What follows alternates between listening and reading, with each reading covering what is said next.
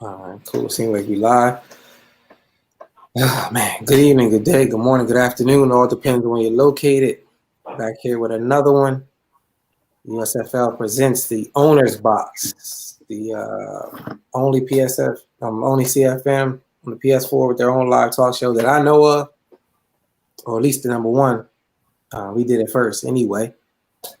Here tonight with another one, my co-host Ty in the middle, and we have a new guest on here tonight. Well, new to the show, but not new to us. In the league, we have Prime. What's going on with you, fellas? Man, cooling, man. Cooling. Cooling. And for those who don't know, Prime is Prime Time. That's Willie. He's Bengals in our league, and since most of our league is also UG, he's the UG head commissioner of Falcons over there, just in case anybody's not sure. Yeah, for sure. So Prime, I guess we'll start, man, with the traditional questions when we get new guests on here. Give us your Madden background, man, as far as like, your resume when you first started playing Madden, and then, when you first jumped on to the CFMs and from there. Man, I probably started playing Madden, probably about 2020, something like that, man. And shit, I thought I was good at first. Then I joined the league. Real quick, bro, if you started playing in 2020, I think you might be drinking too much of that Crown, bro. That's this year. Oh shit, damn. I just had to say, if you started in 2020, that means you brand new to this. Right. Hey man, I'll tell you, I done had a long day, man. I got you, bro. I just had to mess with you. 2000, I'm sorry. 2000. Okay. 2000, man.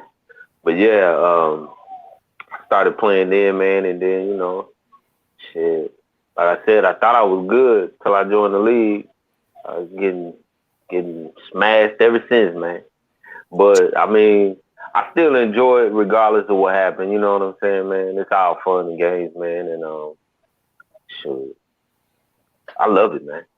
So let me ask you this. You have been with us for a little bit. You one of the best dudes in the league in terms of just a good-ass dude. Good-natured, don't take it too serious. You roll with the punches. What do you think it's going to take for Prime to get to that next level to where Prime's a contender? Like, you ain't just enjoying it. You making a statement to let people know, I'm here for that ship.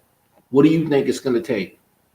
I think first of all, man, it starts with me not hitting the wrong button when I get in that pocket and panic. I panic a lot in that pocket, man, and I just start hitting shit. And other than that, man, I gotta definitely come up with a scheme. That as well as that, man, I gotta get quicker with adjustments on defense. You know what I mean? And then, shit. Well, other than that, one of the most important things is trying to get in the lab a little more, man. Shit. I work already, but then my side job, man. Sometimes I might not get home till 8 o'clock. You know what I'm saying? And most of the time, I'm really just jumping on the game. You know what I mean? I just jump on. You know what I'm saying? So it starts with all that, man. I will tell you this, man. I played you a lot of times, brother. USFL, UG. I like the way you play. Like, from the outside looking in, your running game's always there, and you always play solid D. I think the big area of opportunity is coming up with a pass offense to complement your run game, because there's times, especially when me and you played, where I'm like, okay, you clearly in passing situations. You need to pass to get back in the game. What does Prime do? Run the ball, run the ball, run the ball, run the ball. I'm like, bro, you got to start chucking that son of a gun. I think that's the area right there where you might want to look at. Yeah. I mean, yeah, that's true. But, my line has been horrible, and like, I can't keep nobody from blitzing me. And, I don't know if I need to pray to the man guys a little bit or something, but shit, everybody get pressure on Prime. Prime don't get pressure on nobody. Well, let me ask you this. You setting your line to max protect and keeping a running back in, or you sending everybody out on routes? Oh, no, man. I max protect, man. I ID the mic. I try to do all those little things, man. You know what I'm saying? But You IDing the mic, you double teaming that Hey man, hot person on the line, like what we I be doing? trying to do all that, man, all that. And then it's like, man, I'm trying to. I learned though. I run a lot of deep routes, long routes, and I gotta shorten that stuff up. Yes, You know what sir. I'm saying? Because the man already ain't got time back there. So Yeah, because Joe Burrow ain't no punk, man. he's good, man. He makes some hella throws too. There's some of them I be like, damn, like, oh, okay, all right. Hey, you know what else you need, bro? You need the power not to go out where you at, so you don't draft 3 fullbacks in a row, huh? Oh my goodness, man. Yo, man, I was sick, man. I had made all those moves right before the deadline, and man, I'm ready, man. And then like once everything started messing up with everybody else, I was like, well, shit. Let me get a couple of spots over here. I really wasn't too worried about quarterback, receiver, and running back, but I said I need to get a fullback. So I picked a few fullbacks. I was going down to the receiver, down just going down the line basically. And I had got so many people on my draft board, and then as I got ready, as soon as I started to get ready to go through, man, everything in here, the whole block went out, bro. Like everything, man. For those who don't know, I'm gonna Sick, man. set this up in case people weren't in the chat. Prime had the number 1 pick in the draft. Number 1, the very first pick. Traded that with Kurt, aka the Saints. Flipped that for multiples of picks toward the back end of the first round. We get ready to draft. Prime setting up his board, picks a fullback he wants. Power goes out, so he got stuck on a fullback. So because his power was out for the duration of the draft, the computer automatically, since he had picked a fullback, gave him 3 fullbacks in a row. So he took that first pick, traded back into the back round, and in the back of the first round with 3 picks, got 3 fullbacks in a row on a team that he's trying to rebuild. That's what he's talking about. Hey, Prime, moving forward, man, you don't even have to scout fullbacks, man. They gonna be there after the draft. Ain't nobody really picking the fullbacks, bro. You catch them, you better off turning tight ends into fullbacks, man. You let that, Well, that's another thing too. For some reason, man, I've always carried a fullback. Just knowing I want to run, I've always carried a fullback. I didn't have one, but I said, shit, if I'm gonna get one, I want to make sure I get one that's gonna do decent enough. You know what I'm saying? But damn, man, well, that was tough, man. That was tough. I think I had 6 picks in the first 3 rounds. I had 6 picks, I think, in the first 3 rounds. Yeah, man. 3 of them with the fullback. That's crazy. Yeah. And then of course they drafted a bunch of shit I ain't even need. Right. And Don Joe said he'll take a fullback in the first. Yeah, you the only one, Don Joe. You the only guy I know. Hey, Don Joe be doing some unorthodox shit, but Don Joe be coming up with some crazy shit that's good though. Yeah. But he got a plan. He got a plan behind it. You know what I'm saying? Like, Prime, what was your plan after drafting this fullback? Like, how would you have then? Well, see, the thing about that was, again, I'm setting the board up. But since I was going down the line, I would just stop at this position, pick a few players, go to the next. But as I got ready to start shifting the whole order and putting who I wanted up top, the power went out. Goodness. So, yeah, that's how that felt. Okay. But, I mean, I probably got about 2 decent players out of there, though. Let me ask you this, Prime. Did you have any free agency money to where you could take a dip in the free agency and maybe get somebody there to help? Actually, I got 2 players out of free agency, which would start and help me out right now. But, I mean, if only that order would have got together. You know what I'm saying? So let me ask you this. We're in season 2, game 1, and I see that you just played Bill, the Steelers. It looked like a tough game, 14-6. You don't see too many of those games, which means both of y'all guys were playing pretty solid defense. What do you talk to me about that game and what happened and what What ultimately prevented you from prevailing? For starters, when I did score, I missed the extra point, you know. And then I drive again. I mean, don't get hey, Bill was doing his thing, man. I don't think I was able to get one stop on third down. I might have got one. It's hard to get stopped I mean? down this shit, man. On third down, he killed me on third down, man. I paid for it on third down heavily, man.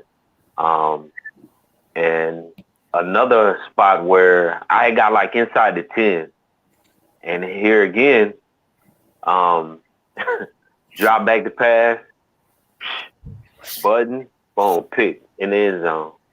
Right. You know. He got it back a couple of times, man. I think I got a couple of interceptions, man, while we were at 14. I think I gave one back, and then, man, I had been going through it already, and man, I made a lot of mental mistakes. Like right there on fourth down at the end, I'm right there in the red zone. I could have scored if I could have scored and got the 2-point conversion, it would have been tied. But coming into that right there, man, ran a little play with the fake to the running back, and then the receiver is coming out. I forgot to make my running back block. So as soon as he did the little fake, Bill was on him, man, and that was fourth down. I got one more question, then I'm gonna let Gates hit you with some questions because I know I've hit you with a few. You've been in the AFC North as the Bengals for a long time, and so is Bill. So you know, and so is Rel. So you know that division very well. Give people who might not know the way these guys play, give us a breakdown on the strengths and weaknesses in terms of what Bill does well as the Steelers, what Tick does well, and what Rel and the Ravens do. So give everybody a breakdown on your division in terms of how these guys play. I think one thing about them, man, all of them pretty good on defense, man. You know, I mean, you can't never really account for what may happen with Madden or whatever like that, man. I mean, it just be some wild things happening, right? So, but I guess with Bill, man, I mean, you gotta watch him coming off that line. That's one thing right there, because if you're not paying attention, man, you drop back there, man, you hit. You know. I mean, straight up. I mean, me personally, I mean, I see it. You know, sometimes we have some really, really good games, man. But then sometimes, like, I mean, whether whoever I'm playing in the division or whatever, man, other than Tick, man, that thing could go either way, man. And then once that one thing happened, it's just like, damn, here we go. You know what I mean? With Bill also, man, hey, be careful of that screen, man. Hey, Bill will hit your ass, man. My man, real tough over there too, man. And then, you know, of course, he got Lamar, man. Whew. And I've played Real maybe 4 or 5 times, man, over this Madden and the last Madden, where, man, that fucking Lamar, man, one of my fastest linebackers is just like, it's like I'm right there, I'm finna get him, man. And he makes one little cut. It don't even have to be a juke move. But one slight cut, man, he's gone. You know? Yeah, pretty much. And that's tough, man. But I will say this about all three of them, though, man. That run game. Yes. That run game, man. Yes. That run game. I don't know about all the other divisions as far as run heavy or not even run heavy, but I think with our division, man, as far as running the ball, I think we all can be pretty tough with that. You know. Yeah, your division does have like a run first mentality. How's the division with Tick there now versus, you know, Pyatt? Man, Pyatt was subject to get beat. You know what I'm saying? Like really.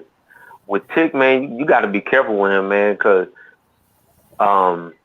even all the times I've played him, man, capitalizing off of turnovers, he if you turn that ball over, man, he's probably gonna win that game.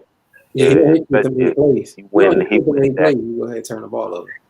The thing I hate about Tick, and I hate this about Boone, and I hate it about Kurt, and I just played Kurt. Those three out of anybody, they run in unorthodox situations where most people will pass, and that's where you get caught because Tick will be in a 3rd and 11, and what are we all going to do? You're going to set back and pass D, and you're going to try to guard that first down, and this dude will hit you with a run play, but you in a pass D, and he converts, and it just takes your heart, man, because it's like nobody does that, but those three do it. It's like you can't cheat on them. Like you always have to singularly play every single down, irregardless of the down and distance, because they're just gonna run irregardless. It makes it hard because most people 3rd and 10 set up in dime or what have you. Not those dudes. They're gonna run.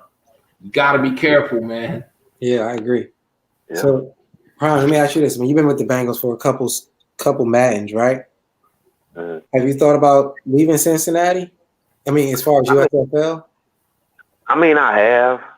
You know, even a couple of people asked me, you know, but for me, man, I mean, I'm a Falcons fan, first of all. You know, I'm sure a lot of people know that, but even at the same time, man, for me, I've enjoyed playing in the USFL since I've been here, man. You know what I mean? But it's like they opened the door for me to get into the league, so it's kind of like I don't know, man. I mean, it's tough starting out with the roster and the team every Madden, but nah, I'm good. Well, there's a comfort there. It's like when, you know, all of the times I played in UG, I'm a Giants fan, but I really enjoyed playing with Jacksonville, one, because it was a different conference, it was a different set of people, and then because I constantly played with them, I knew their personnel almost as good as the Giants, so I felt real comfortable season in and season out, knowing who's who does what. So I get what you're saying. There's a comfort level there. Yeah. Yeah, I was just curious to know, like, do you feel like you may have better success if you were the Falcons in the USFL, or you think? I mean, I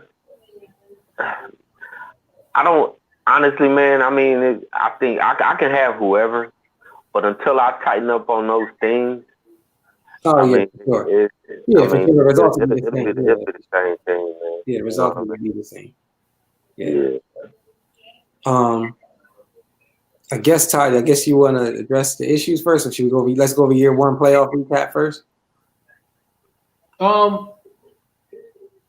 Yeah, let's do that. Okay. First and foremost, I had to give a guy an apology on the phone, so I'm going to go ahead and give him an apology here on the air. Two people, really. First one was John the Bullet. I kind of John the Bullet out. He said he watched that last show we did, and gave him all the motivation he needed for his playoff run, which was a deep playoff run. He was like, Gates, you know, you guys didn't even pick me to win no playoff games. I'm like, John the Bullet, I didn't even know you was around. Like, I know you had so much stuff going on in your personal life. I didn't even think you was playing your games. So I had to call him. I had to put some respect on his name. He made it to the AFC Championship, came up short. And then, you know, Jersey Boy Don. But, you know, I'll tip my hat to him when he comes in here, you know. Didn't pick him to win. And he proved me wrong, so. But you know what? See, that's what me and you are different. I ain't apologizing to nobody. Yeah. Like, at the end of the day, for me personally, I don't have a bias on the objective. I'm going to call the game the way I see it. With John the Bullet, you're right. He didn't play a stretch of games. It was questionable whether he was going to play Madden. He personally said he had a lot of stuff going on outside the league. He was in and out. So he didn't have a large body of work. So at the time, I forgot who he played in the first round. That person was hot. So I felt that person had the opportunity to beat him. So there's nothing for me to apologize about. For Jersey Boy Don was a beast. I gave him his credit. I said many a time he was playing some of the best football in the NFC. He was top 1 or 2. I also felt Fear Tonight was playing just as good. Just because I don't pick you, it doesn't mean there's an issue or reason for you to be personally offended. If you to get motivated to go out and win the way you're supposed to win, then you probably don't need to be here. Like, I do want to address this. Well, yeah, well, maybe I used the wrong term. No, it's not to you. I'm actually glad you brought this up because I thought about not doing picks on the show no more because I get tired of you asking me for my picks and us breaking down stats and trying to look at games and people objectively and giving a pick for a bunch of people to go in the chat and cry that they ain't getting respected and this, that, and the third, and to make a shit show out of it. Like I don't personally need all of that. Like I'm trying to do something fun for the league and to have fun and to do something different. But if you're gonna have a bunch of sensitive ass grown men crying about who got picked and who didn't get picked, like for me, I almost don't want to pick nobody no more. Because I don't need that shit. I just want to like do some fun type shit. Like it's not that serious. I get picked against all the time. Like it is what it is. You ain't gonna be favored all the time. You ain't the only alpha in here. There's a bunch of dogs in this league. That's why we the USFL. It's a lot of good comp. Suck it up, Buttercup. Tone gets picked against every single week, every year. I never hear Tone come in the chat and cry about who picked him, who didn't pick him. Don Joe gets picked against. Cletus thing. Who hasn't got Candyman got picked against? Yeah. You get talking on the field and quote Gates, see people on the field and make your statement there, and then come in and get your props. Yeah. Yeah, true. There it is. Yeah, there it is. So how you feel about the year one recap? It was a good year. The people that jumped out front early, they deserve all. Skills had a good year. Fear the Night had a good year. C-Dub had a good year. Jersey Boy had a good year. Those were the ones that were consistent straight up from start to finish. Tech had a good year. Cletus battled back after a rough start. All of those people deserve their credit because it's not easy, and I give all of those guys credit. They're able to adjust mentally faster than most. I started. Mo had a good run. Huh? Mo had a good run. Who? Mo. He came on. Yeah. Man. Well, but Mo stumbled a lot toward the beginning. I mean, remember, Yeah. Mo 8-8 compared to how Mo started and how he finished. Mo needed me to beat Mundo to get in there, or you would have been in there. So I'm not taking that away from him, but I'm talking about the dudes that clearly was on another level most of the year. Them dudes deserve credit because the game is new to them, like it's new to me, but they're able to adjust much quicker than most. So they deserve all the credit in the world. All of those guys had good seasons. Jersey Boy Don deserves a ton of credit. He called his shot. He talked his shit. He had the bullseye on his back. He let it be known he was coming for that crown. He played tough from start to finish. He called people out along the way, which gave them more incentive, and he still went out there and performed. So for that, he's deserving of being considered the USFL champ and the best for season one. And he deserves all the credit. Nothing can be taken away from him. Props to him. Yes. I think the playoffs was I think it was a lot of good matchups too. With that new playoff format, it was a lot of good matchups, a lot of good games. A lot of games came down to like the last possession or a turnover or two. Overall, I thought it was a good year. I'm interested to see what year two does. Like, hence the title, nothing but the same. Okay. The offseason, how you feel about the offseason? Interesting. I felt there was some people that I seen subtle moves they was making in free agency to where I feel like they're going to be a problem. And I feel bad for Prime, and I even said it in the chat because I felt like Prime positioned himself to really – Prime made a lot of moves, including trading me, John Ross. He did a lot of things to better his team, and I feel like, unfortunately, because of the power outage, it robbed him. But the person I'm most impressed with in the offseason in terms of what they did is the Jags and Q Mill. He had a lot of money to spend, and he went out there and got Jadeveon Clowney, arguably the best defensive line player in the draft. And then he went there and got arguably the best corner that was available in William Jackson. He paid a lot of money for him, but he had a lot of money. So when you couple that with what he did in the draft, I was really impressed with his offseason. And I also like the fact that I'm going to give credit to the entirety of the USFL.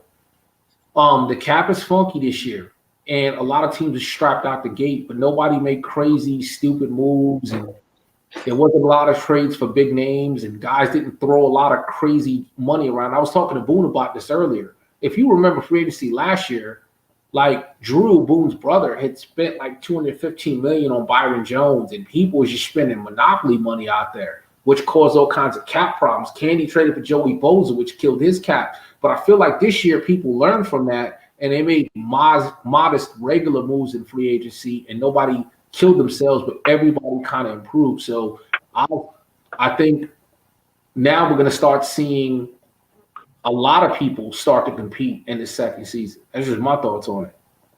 Yeah, I think I think Q Mills by far had the best offseason. I mean, Who? Q Mill. Yeah, man, he killed it. Yeah, he killed it. He had a great offseason. I think Dre made a couple of trades that was kind of cool. I think it was like a lot of last second trades. Kirk's trade was interesting to prime. He jumped all the way number one and got that quarterback. The contracts this year are different. For me, I noticed like previous Maddens, you could like sign a guy for like 7 years and make that money stretch as long as possible. This year, you got like a 4 to 5 year gap to like if you say for example you had 20 million, you stretch, you might can get like another $1.5 million and like cap room.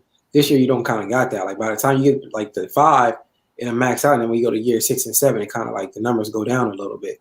So guys got to kind of keep that in mind, like when you're signing these players, and then also like knowing when to stop holding on to talent. Like what I mean by that is like Chiefs, I believe, right? Chiefs signed Casey, right? Kelsey or whatever. Yeah. Like he gave him like huge money. And he's 31. And he's 31. You know what I'm saying? Like, and now like, and it's like he makes like 27 million a year.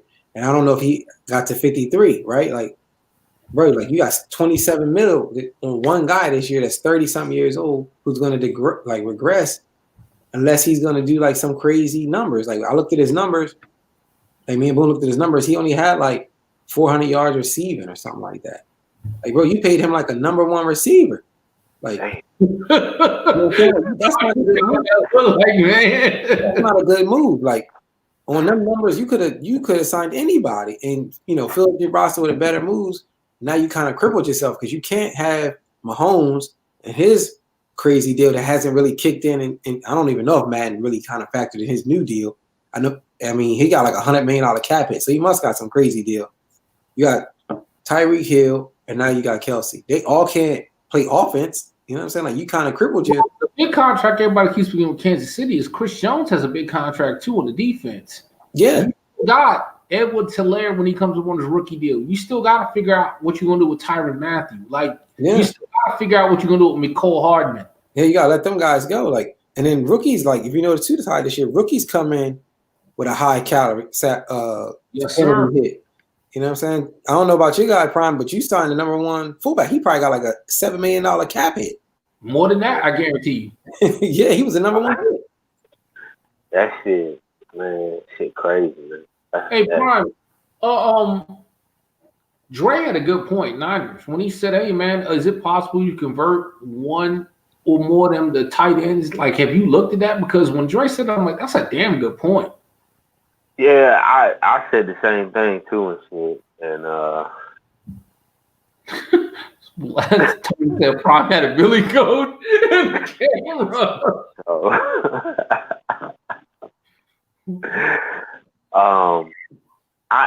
I haven't. Again, man, like with work and everything, sometimes like even with today, I had some shit going on and then damn, let me play Bill. You know what I'm saying? Like, so it's like, man, it'd be tough sometimes, man. Hey, but do you have a Billy Goat in the camera though? Nah, man, that was my fucking dog, man. Yo, set the tone told me to ask you to ask the big truck question. Is there like a truck question or something? Oh shit! So the what is it? The running the clock. So like milking the clock. Like what's how does that work? Milking the clock. So I seen Truck's question in the chat after Bill had answered it. There's not per se. I think I know what Truck's talking about, and that's people that sit on the ball and deflate the shit out of it and just eat up the clock and run it down, which is annoying as hell. We don't actually have a rule about you have to snap the ball per se by a certain time and things of that nature.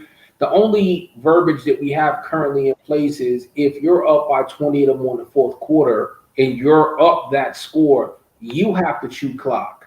Like, you can't just sit there and keep pounding the shit out of somebody. But I think it may be worth discussing people that sit on the ball. I guess I would need to talk with other commissions, and we would need to see if this is a big problem and how we want to legislate it. It's hard because I'll use myself as an example. I'm the type of guy that I really want to play stock. So when I call a play, obviously, when you come to the line, you already have, let's say, 20 seconds. Well, the first thing I do is I'm looking at your defensive alignment, and I'm trying to determine what you're in and what you're trying to do. And if I don't like what I called, opposed to what you're running, I might audible to something else. Well, by the time you audible to something else, now you're down at 9 or 8 seconds. Now, I don't run nothing stops. Now I got to add 1 or 2 hot routes, and now I'm snapping the ball at 2. So if you're on the other end of playing me, you might think, well, this dude's eating clock on purpose, but I'm really just trying to get in a play to where I could be successful. So yeah, this I do that. Looked at. Yeah, I do that too. I'm hiking the ball. I'm hiking the ball with like 2 seconds left myself every time. Right. But it's not because I'm purposely trying to run the clock down. Because if I was purposely trying to run the clock down, I would put you clock on. I came out in a certain play to be man. I mean, to be cover 2, 3, or 4. But you're running the cover 4, but you're pressing. So I think you're in man. So now I can't throw a bubble screen because I'm afraid you're going to pick 6 it. So now I got to get out of that play and get into something else. And now I got to audible something here. And that's how it happens. So I guess that would need to be looked at. That's the best I can say right now. Yeah. I mean, yeah, because I know, so I'm the same way. Like, I come out in something, I see a funny something I don't like. I'm like, let me audible this or change this. And like you say, by 1 or 2 hot routes, you're already done. Yeah. Right. Yeah. Especially if you have a custom book, you have a lot of plays in it. Because like say you run a lot of gun and you have 13 formations in there.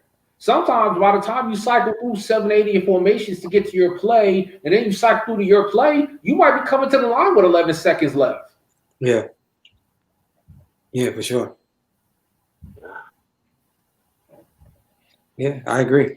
Do you, Prime, do you think Truck wins his division this year or Q-Mill wins that division? Man, it may come down to Tone and Q-Mill. Oh, so Truck is one and done. Is that what we're saying? I mean, you look at it. I mean, with the moves that Q made, and then Tone swept Truck the last season. So you talking about if Q sweep him, you talking about he down 4 games already in the Justice division. Yeah. He got to get over the hump on one of them. You know what I'm saying? Yeah, for sure. So who do you guys think had a good draft? It wasn't me. That, you know what? That's hard because I feel like there were certain people that I missed the whole draft though too. So So I'm actually glad you brought this up. Prime got screwed. And now I want to explain, because I know there was a lot of people in the chat wondering why we was pausing, and we tried to explain as best as we could. So this Madden is basically a beta, okay? You have 5 getting ready to come out, and you have changes in the EA team. So they tried to tweak the game as best as they could, but it's unfinished, which is why you see so many updates. So as far as I and the commissioners could determine, Boone, Cletus, Doc, Bill, I think that anybody that made trades to acquire picks, they got screwed. And what I mean by that is when their picks came up in the draft, the screen went blue and they got booted out of franchise. So you had dudes ready to make a pick and they go to jump in the draft board and they get the blue screen. So they got knocked out. So those people would hit us up and tell us, hey, man, like I got kicked out of the draft. Can you give me a second? So we tried to be fair and pause it to allow them to come back in. Some could, but most couldn't. So going forward, I don't know this for a fact, but I think you guys should be very careful if you trade for picks because I think that affects the draft logic and it screwed people over. So if you're asking how people did in the draft, it's kind of hard because I feel like a lot of people got shafted. They didn't actually get to make their picks. They got screwed. They got primed in terms of their draft board dictated certain shit to them. So it's hard to say. But going forward for this entire Madden, if you trade for a pick, I would strongly encourage you to set up your draft board. Because there's no telling on if this was a one season thing or if this is the way it's gonna be. Yeah, I think that happened to me in another league. I was like, first pick, and I was like, oh man. And then after that pick, like after the first round, I just stayed inside like that draft board screen. I just stayed inside that like. Did you trade for that pick or was that your natural pick? No, I traded for that pick. That's the thing I was telling the guys. I really feel that people that got affected with people that traded for picks. Like if you had I had the second overall pick. I didn't trade nothing, so I was good. But I felt like the majority of people that had issues were people that made trades. So even you, Prime, even if the power outage didn't happen, I think you might have had that scenario anyway.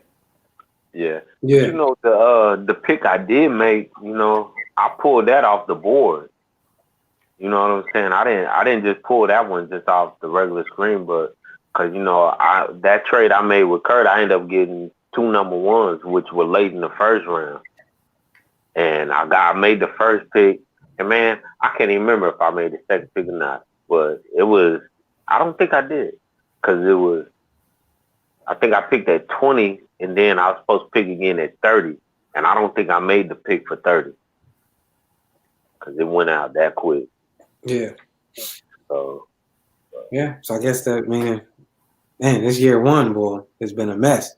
So what about you, Gates? You asked me in Prime, like, did you feel that there was anybody that really benefited from a solid, like, good draft or made moves in the draft that you feel like, okay, I'm going to keep an eye on that? I think Cletus did. I think Cletus got some. Oh, yes. I'm glad you brought that up. Yes. Cletus got some.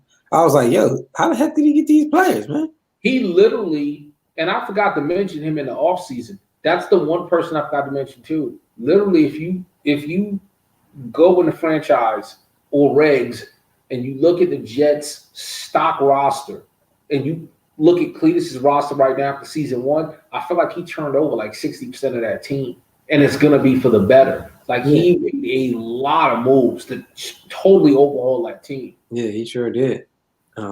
He even outbidded me on 2 players. I was like, man, I can't get into no bidding war. You know what I'm saying? Like, I think he had a great draft. It'd be interesting to see moving forward, like not with his team. But another person, and I didn't realize the strategy until I was talking to him, that low-key had a really good draft that nobody talks about, Don Joe. Now, what Don Joe did, I think is so unusual that nobody else does. Don Joe drafted defense the entire draft, and I've never seen nobody do that. I see people mix it up. They get some offense, some defense. Don Joe drafted defense the entire draft so that he can craft that defense to play the type of ball he wants to play, which I think is awesome.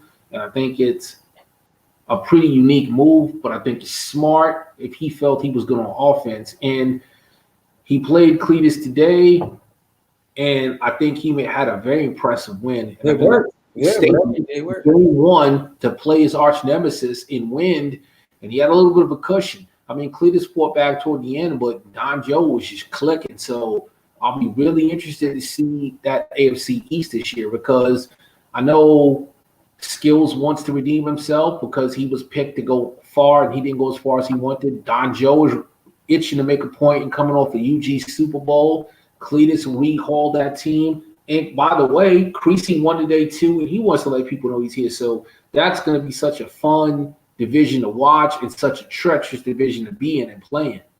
Yeah, for sure. Don Joe, his build style is different. How he combs the free agency is different. So him doing that to me, that's no, like you say, he'll pick a full. That 1 year last year he picked the fullback first round pick.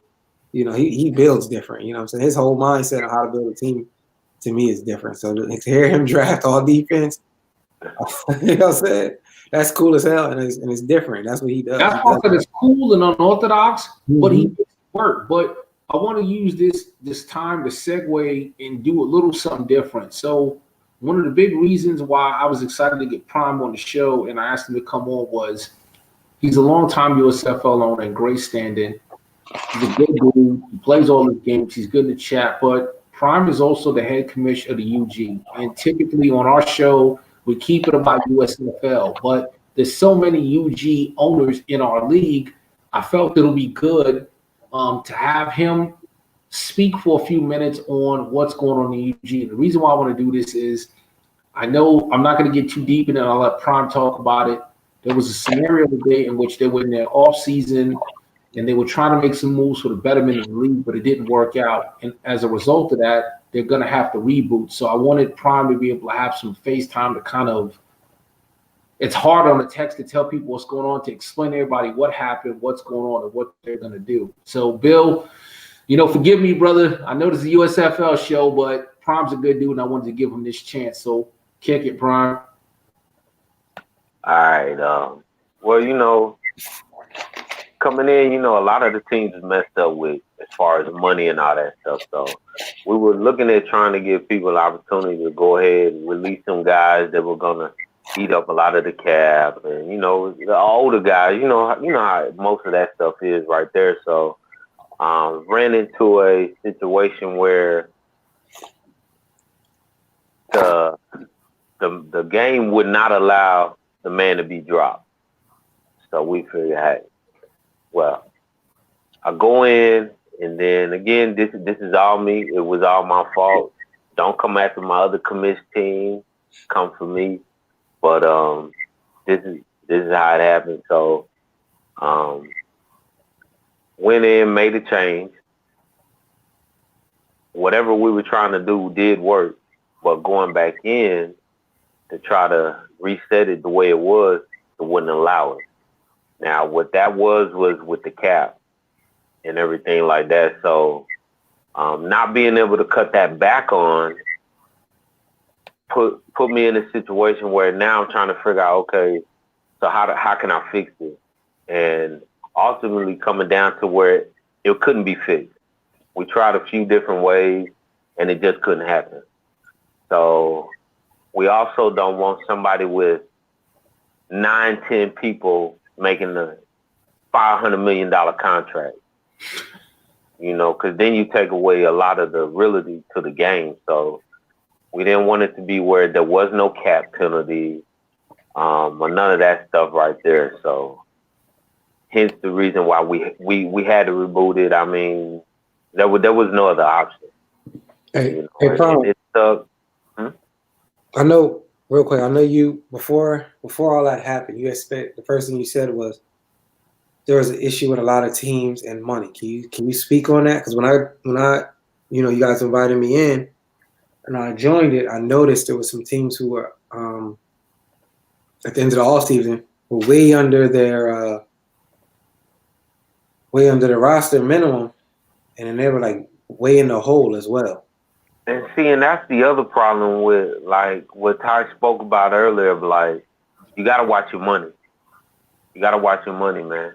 I mean, it's guys that you, like you say, it's guys you may want to hang on to, but, man, you got to let them go. Because then, like, even for me, my team, man, I had, like, almost 20 people that I needed to re-sign in UG. I just couldn't. You know what I'm saying? So I don't know if some people did, and then it just talking, because even at the end of the season, you're talking about once we pass the re-sign stage, you might have 41 people on your roster. You know what I mean? And then it's like, okay, so you say you got 5 people with less than 45 people on that team. Right. I mean, you can try to do a few things to try to clear the money to get to 53. And with everything being so messed up, we figure, hey man, let's just let them cut whoever they want to cut, man. We just clear it. So I want to speak to this as well, because it's a problem that we're running into here too, right? And I know there's some NFL eggheads in our league, so I'll explain it in technical terms. season 1 of this Madden, no matter what league you in, you inherit the stock roster and the stock cap of your team. So let's talk about the Chiefs because Gates brought them up earlier. Mahomes signed a monster mega deal in the offseason. Tyreek Hill has a big contract. Not Frank Clark. Chris Jones has a big contract. So when you start Madden, the Eagles always get screwed with this. Sometimes you can inherit a situation where before you snap the ball, and this happened to me in UG last year with the Jags, season 1, the very first preseason game, I was already negative 24 million in the cap, right? So when this happens, when the offseason comes, you can't re-sign your players. So you have a 53-man roster that automatically is going to get dropped in the offseason to 44 or something because these players you can't sign, you don't have cap money to walk. But both leagues, UG and USFL, require you to be at 53 men. But I'm negative 24 million, right? So I can't sign anybody to get to 53, and I can't trade somebody this year.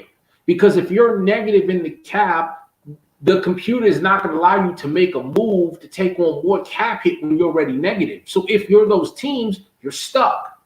So what Willie's saying is, in UG, they try to say, okay, well, we realize some people are in a bad spot and they're not going to be able to get to 53 and they can't help it and it's not their fault. So what they did was they went into the settings in the commish chat and they lifted the cap, which now means nobody has cap issues, to allow people to get to 53. The problem, he didn't know it. I wouldn't have known it. Once he hit that switch and took the cap off, he didn't have the option to restore it because it says once you hit this switch, you can't restore the cap. So now the problem is this. If they stay and continue to play, everybody has unlimited cap. So now if you're prime in the commish team for the next all the rest of Madden 21, you have to physically watch everybody and ensure they're not spending a certain amount of money. I don't know about them, but I know we can't monitor 32 owners to see who's spending and who's not spending. It's too exhausted. And somebody's going to be able to go on, and somebody's going to try to cheat, and somebody's going to, like Prime said, you're going to have somebody that says, hey, I have unlimited money to spend. I'm just going to buy all the best talent, and I'm going to give them all the money in the world because I can do it. And now you have unfair advantage, and you can't manage that. So in that scenario, you have two choices. Choice A, monitor 31 other owners every week, every season for the rest of Madden to make sure nobody's spending too much or reboot. If you only in season 1, I told Prime, I just reboot. I don't have that type of time. It's hard enough to commish and play one game, let alone watch 31 other people. Yeah. So a couple of things. Side of the first one, right? This how salaries work, right? So if what people need to understand, right? Like when you say when we inherit these teams, right? I think let's say in another league I got the Patriots. I inherited the Patriots, right? Patriots have terrible real life NFL contracts. I mean, they got a bunch of old guys with these high contracts. So when I look at their rosters on the game or salaries in the game under the salary thing, every team only gets, let's say, $220 million, right, to spend on team salaries. Every team. Guys need to understand that signing this, if you only got $10 million to spend, you give this guy $9 million, you got $1 million left. Like you only allowed to shuffle $220 million. It don't matter who you pay and how you pay them. You're only getting $220 million. You see what I'm saying? And like in the disadvantage that we have is we don't get the restructured contracts like the real NFL. Like I can't like in the real NFL, Ty, you can get a contract and then at the end of the season they go, hey, we're going to have to bring you back to the office. We got to figure this thing out. If we want to continue to play here, let's restructure this thing because we need to pay so-and-so. Once we hit that button and they submit, you locked in. So that whatever money you pull from or whatever, you only get that 220. So I say that to say, like when you say like when you took the Jags, you're 24 million in the hole. Right. You can't, the game's not gonna allow you to keep making all this debt. So you now gotta figure out and do some math. Like I gotta get rid of one of these guys with the high savings and maybe a lower penalty, and he might be a big name. Like to free up $10 million, you gotta probably release Ramsey. You know, as of last year, you gotta release Ramsey. Yes, because I'll tell you literally, and I didn't complain, but it sucked because last year in UG, after season 1 was over, I had to let Calais Campbell walk. I had to let Yannick Ngakoue walk. I had to let AJ Bouye walk. These are people I would never let go. But I would negative $24 million a hole because the Jaguars signed Nick Foles in the offseason from Philly. Yeah. And I inherited that, but I still had to be at 53. So at this time, cap is new to everybody and nobody knew how to handle it. So I couldn't go to prom with anybody and go, hey, can you help me or waive my cap? So I literally, if I'm at 24 mil negative, not only can I not sign nobody, when them dudes walked, I now have vacancies on my team. So now it's a double problem. I can't keep my best players and I don't have no way in the hell I can be at 53. So I literally, like you said, had to let big names walk that I couldn't be signed and then cut big names and then go and sign scrubs. I literally went into free agency. Yeah. I saw this. Now you got to go into the bones. Now you got to go. And it was garbage and I was pissed. And it sucked because that's season 1. Like, who wants to do that? Yeah. No, but that's the only way you can do it, right? Like, I didn't play with Monopoly money. I just inherited that bullshit. Yeah. Now that's what I'm saying, right? Like, hence the Chiefs example earlier. Because he made that deal with Kelsey, he's gonna feel that. He's either gotta determine, I gotta get to 53. And he goes into that cap room and he might be like $6 million in cap. You gotta figure out where you're gonna pull that $6 million from. You gotta let somebody go who can easily give you $6 million just to get it to zero and then cut another big name to give you the money to fill up the roster. So guys gonna have to keep that in mind, man. I agree. But now I'm gonna take this back to Prime. I said this to Bill, Cletus, Boone, and Doc in our league. That's different. Me personally, I'm gonna make that person make cuts and don't have no compassion because they did that to themselves. What Prime was trying to fix, and I respect the shit out of them for it, was the dudes that didn't make no moves, but they just was screwed because they just was that team. They didn't do nothing wrong. They was just that team out the gate, and they just had to eat it. But if you on your own are making bad moves that create your cap problem, if you in the USFL, we ain't waving shit. We ain't doing nothing.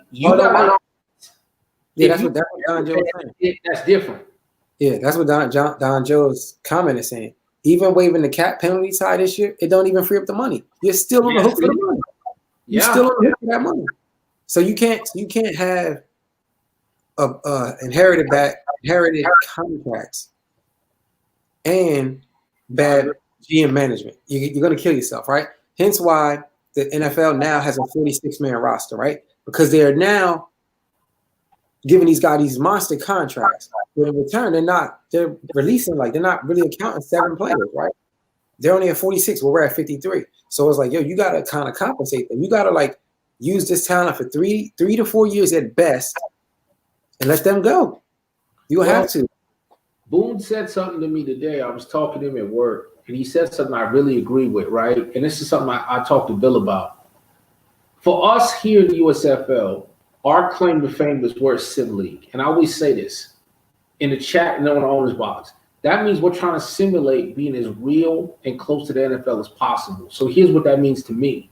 It means if they're doing this in NFL, we should be trying to do it here, right?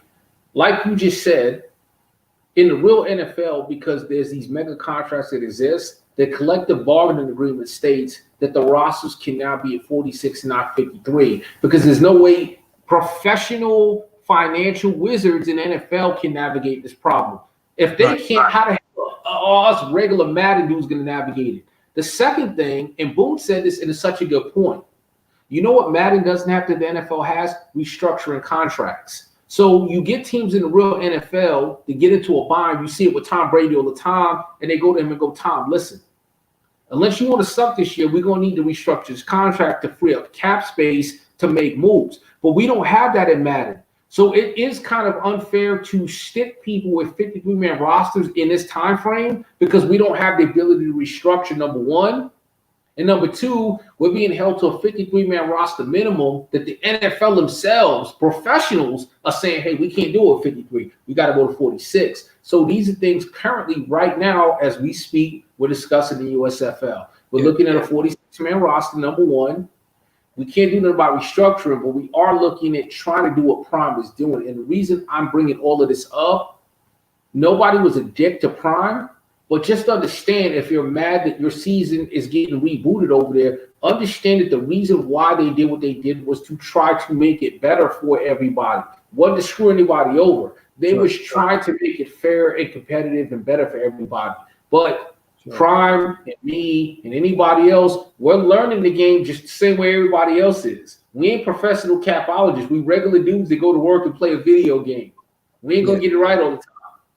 Yeah, that's why when you say that too, I spoke to Boom. I also spoke to Q Mill, because they're the franchise that I'm in with them. They're having the same issue, and I'm like, yo, I kind of foresee where this is going to go. This is going to crash the free agent market, right? It's going to crash the system because of that, right? So it's like, yo, like you said, if you guys drop down to 46 player minimum, hence why you also almost even have to turn on practice stealing, right? Because now you got to be able to selectively pick your 46 people, because you can't hoard talent and be at 46. Like, you can't try to pay people, hoard talent in practice and try to manage all this money. It's not gonna work. So it's like you gotta manage the team right, figure out this contract, pick your 46 or 47, and guys got to be able to build their teams off of practice stealing, because that's all it is in the NFL. Them 7 guys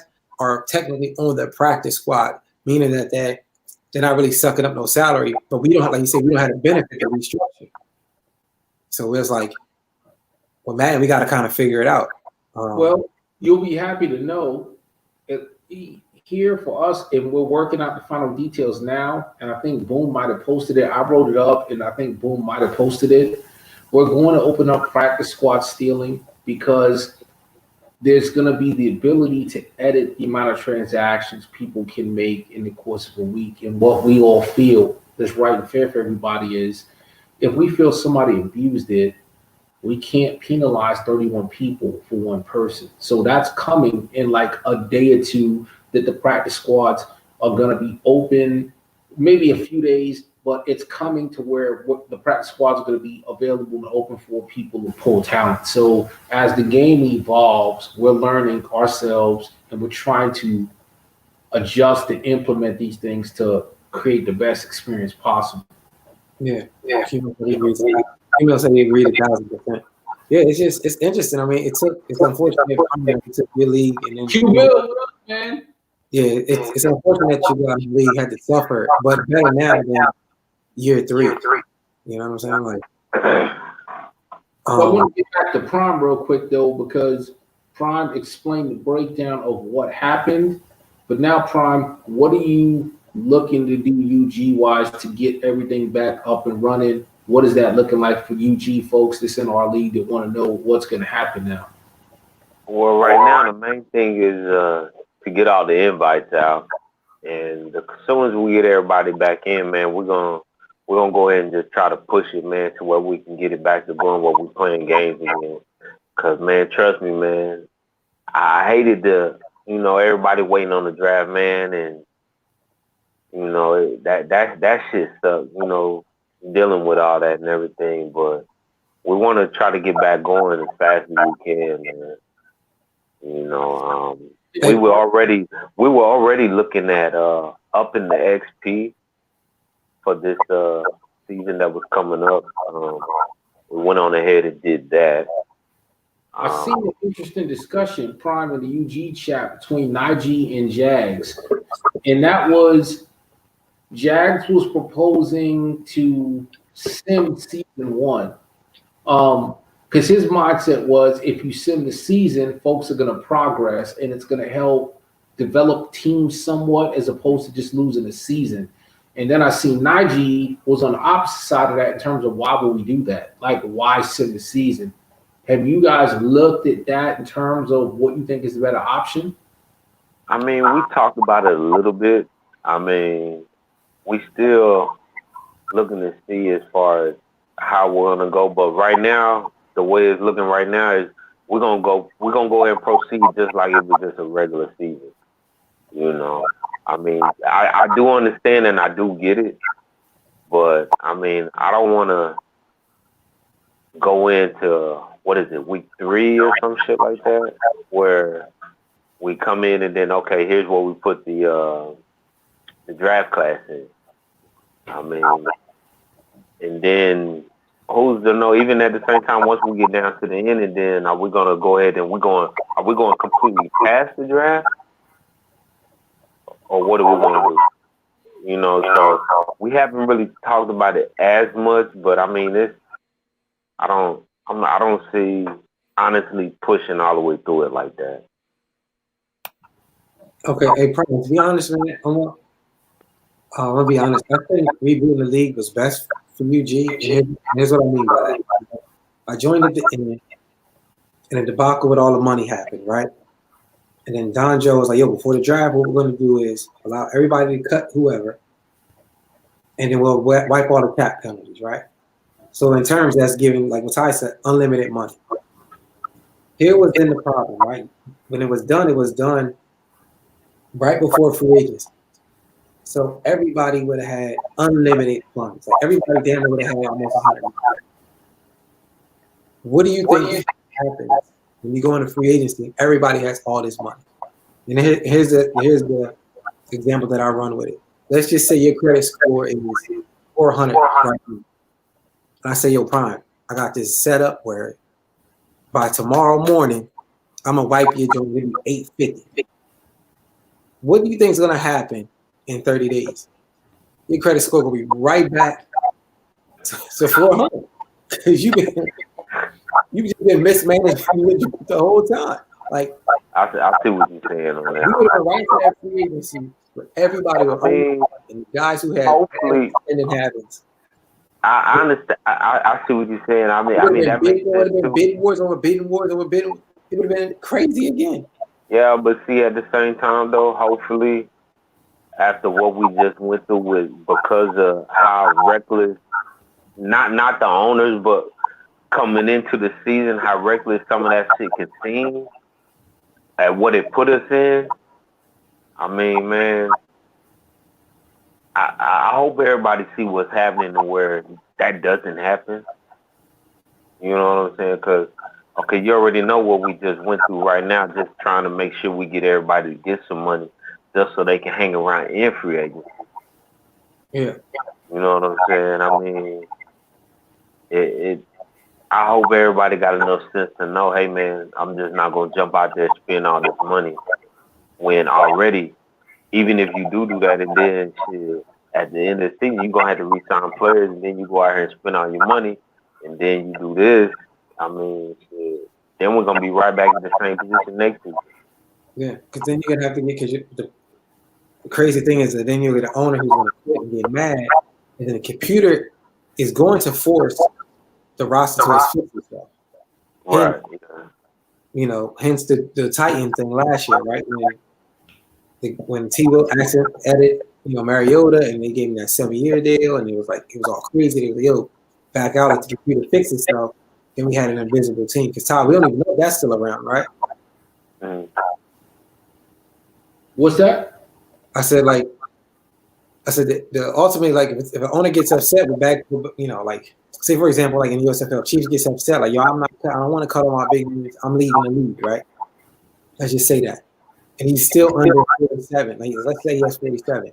The computer, by the time the runners come, they're going to fill that roster however they see fit, and they're going to crazy adjust the roster. Absolutely. To come in, and we'd be right back where we was last season, where it'd be half of an invisible team because of bad contracts and the computer, the CPU adjusted itself. Does that make sense? Yeah. Yeah. We don't even know if that's still a thing yet. Yeah. So. I mean, man, we said that motherfucker did suck. And it's just the fact that, man, we need to do what we need to do not to get there again. You Unfortunately, that did happen, but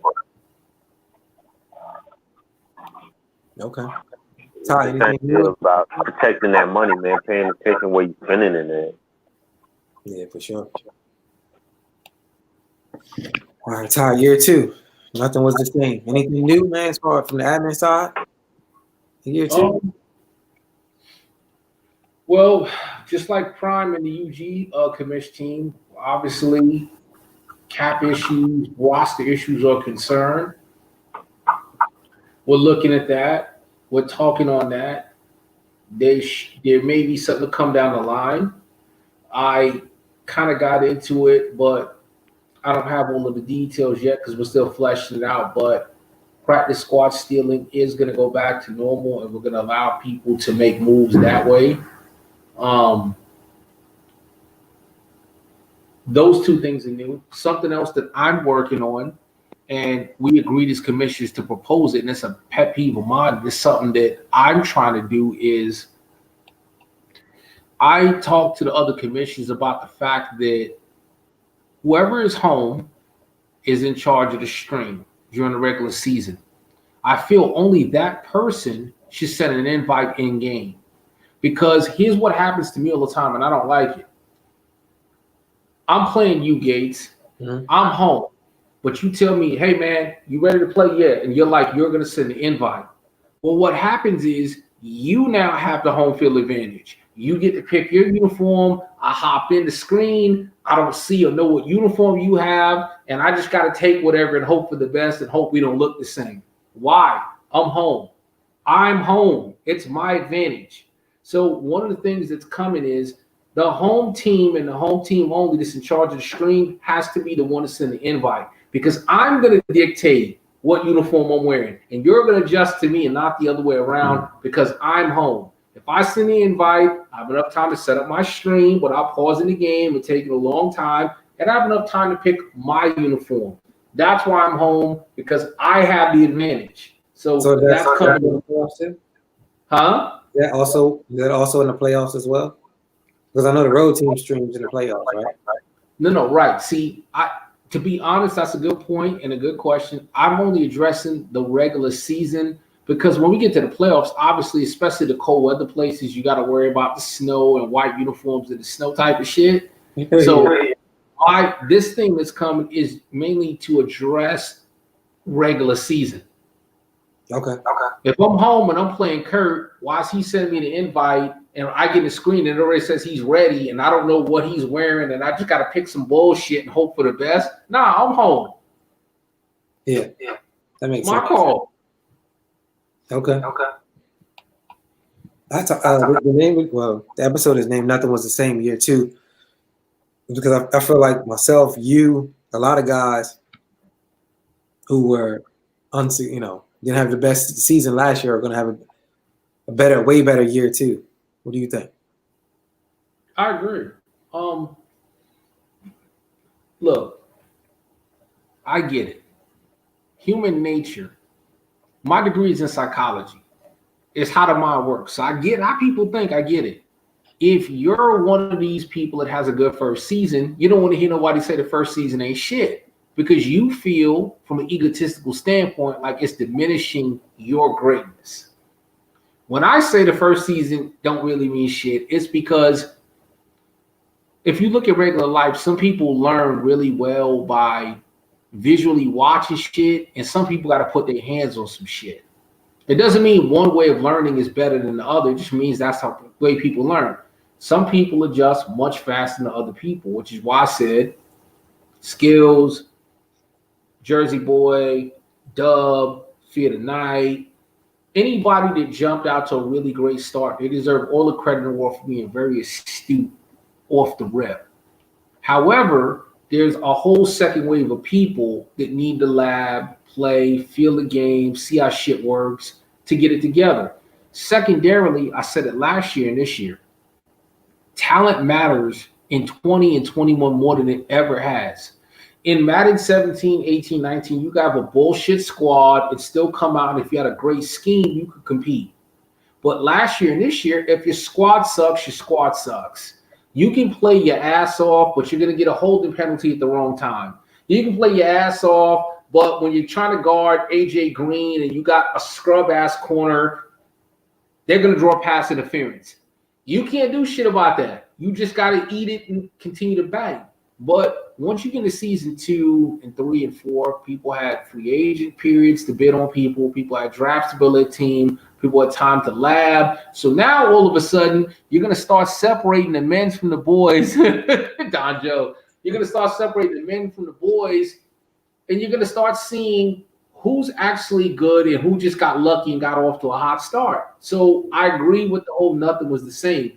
It doesn't mean that people that was good in season 1 ain't going to be good. It just means that, hey, yeah, it was fun to kick Cletus while he was down, or fun to kick Boone, or fun to talk shit about Ty, or fun to knock Gates and laugh because he didn't make the playoffs. Let's see if that's what it is in season 3 and 4. That's all I'm saying. Yeah. Prime, anything to add on to that? Nah, man. I mean, I'm with y'all on that shit. I mean, again, the moves, man, make a difference. You know, I mean, yeah. Y'all said it. Yeah, Ty, I think you've been accurate, man. So what? You know, but you know how before we used to be like, man, overalls don't matter. Overalls don't matter. Not this year. My God. Yeah, they matter. It's like I said when Mo was on the show, I had 3 dudes on Zach Ertz, and he mossed all 3 of them for a game-winning touchdown.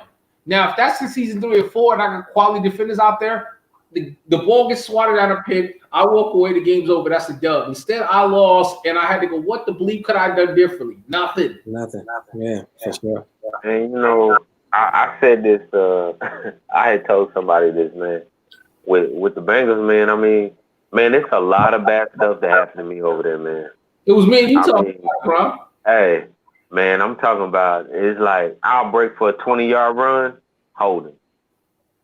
I think I played a game, man, where on the field goal, I was the dude way in the back. The dude coming off the wing hit the field goal kicker like twice in one game. Like, right.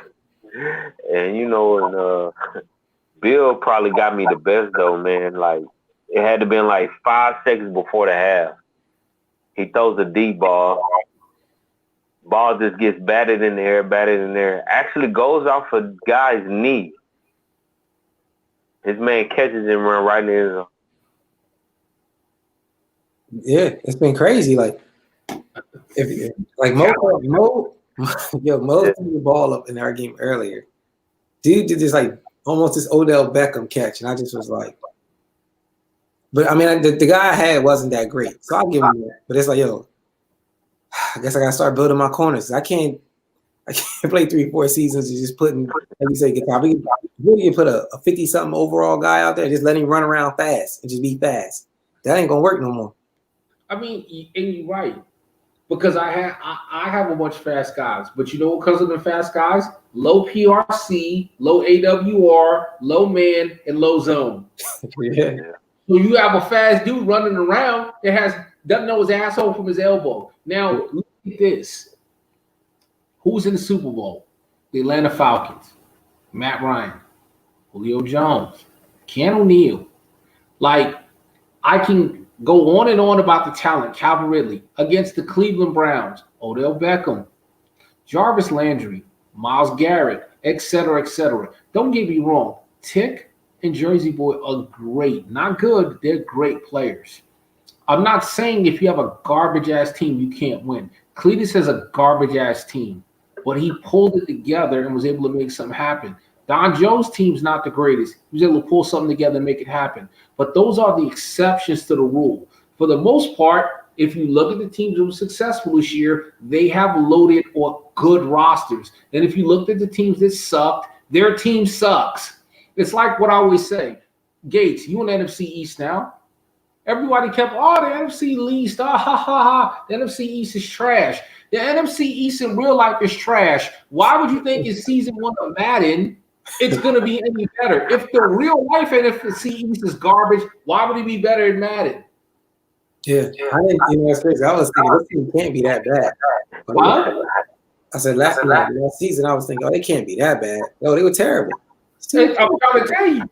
So at the end of the day, if you can take a really bad team and at least compete and win, you deserve mad props, right? But for the most part, if you have a bad team, you're gonna suffer. I said this last time was box.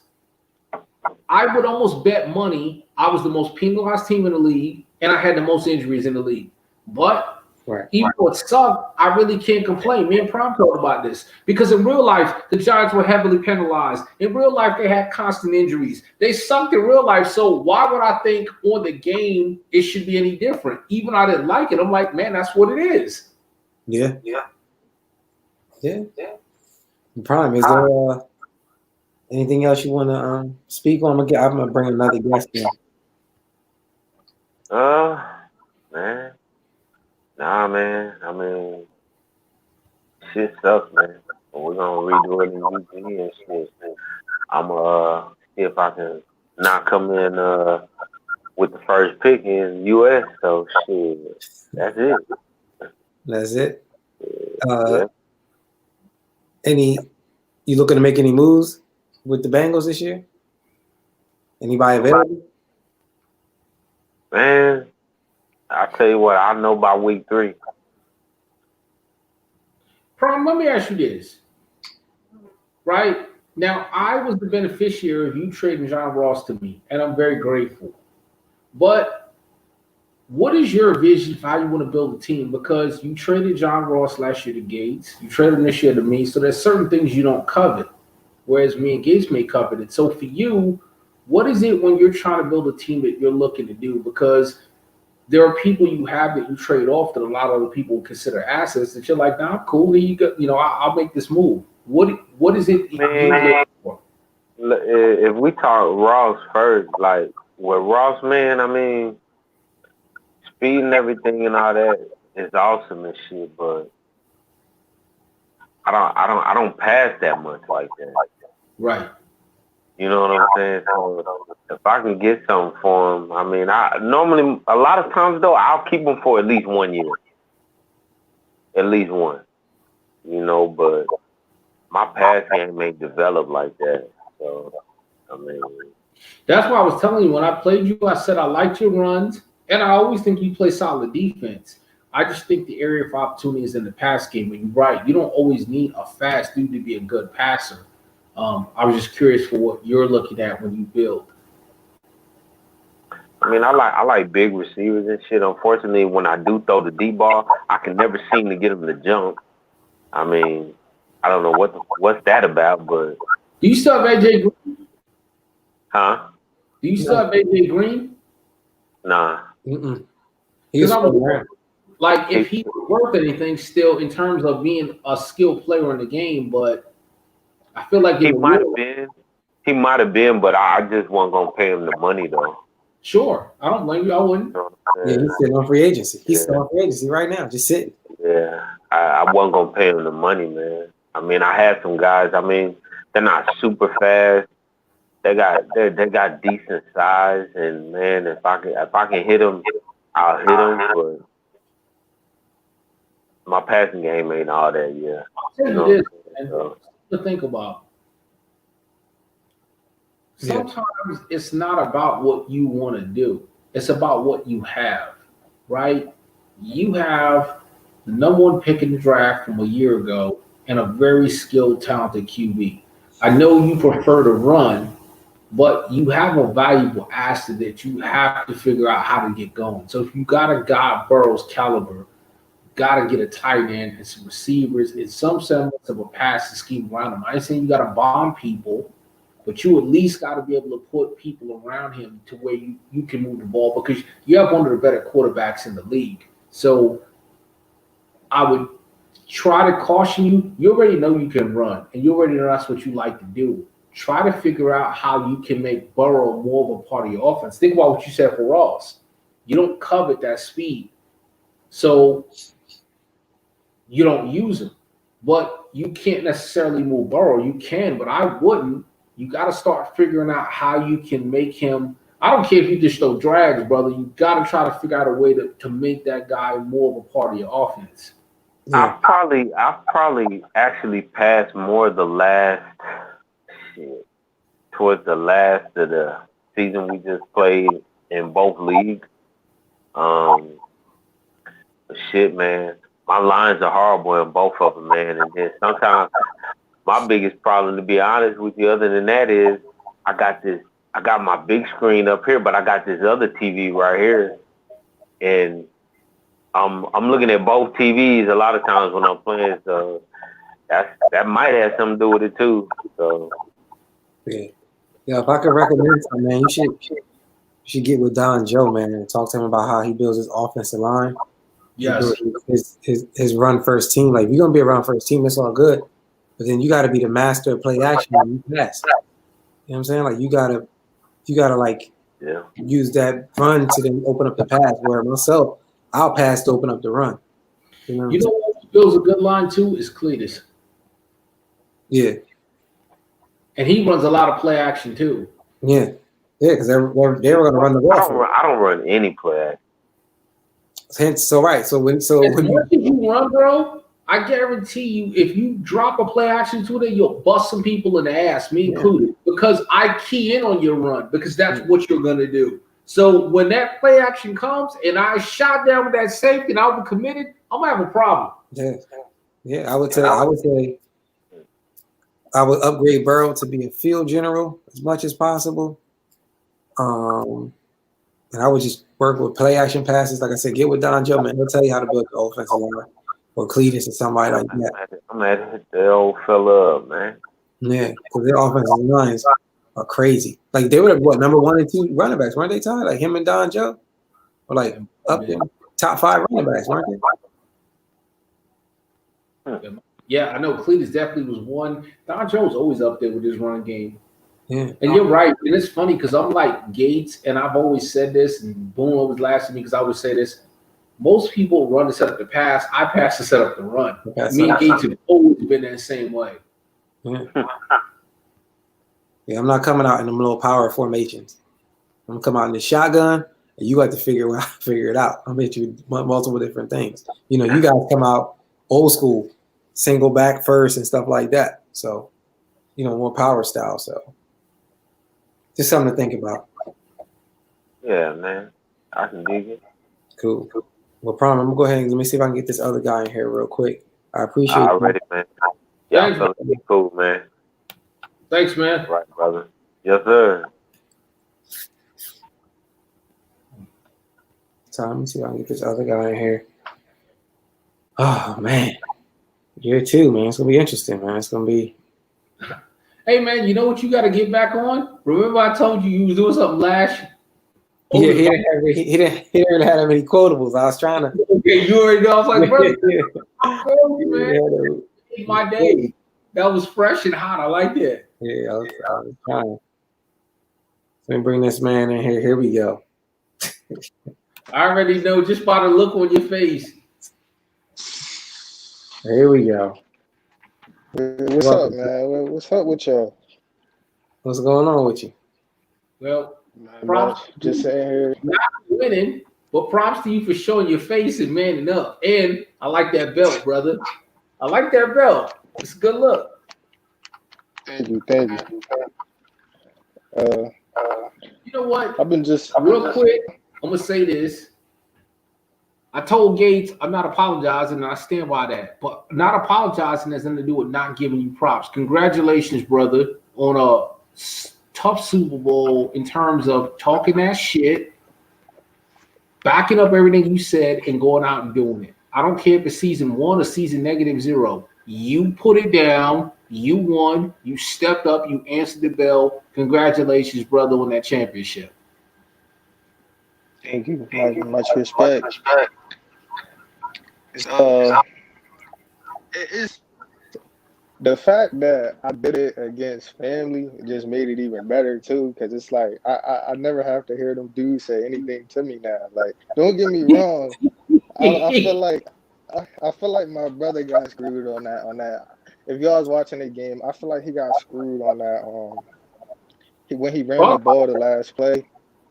He ran the ball the last play, and he was down, and it was 1 second left, and he tried to call timeout, but it wouldn't let him call timeout because he got stuck in like a celebration animation or something like that.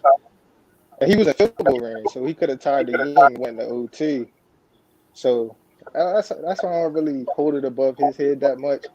But Tech, I don't ever want to hear anything from him ever again. There's nothing he can say to me. That's fun. So, you got one thing to Mo. You and Tick got one thing. Mo don't have that. He don't have a Super Bowl yet at USFL, so you know that over. Yeah, absolutely. Now my other brother, he was clowning about that. He was like, "Yo, Marie's been in that league for forever, and he ain't win a bowl, and then you came up and won a bowl before him." I said, "Nah, facts though." So, like I said, I do things differently than you in terms of the talking, but I still gotta, at the end of the day, respect the fact that you called your shot. You told people they weren't shit. You told people I'm that dude. You told people I'm the dude to beat. You said I'm that dude. At the end of the day, you knocked dudes in the mouth. You pushed them down, and you did that, man.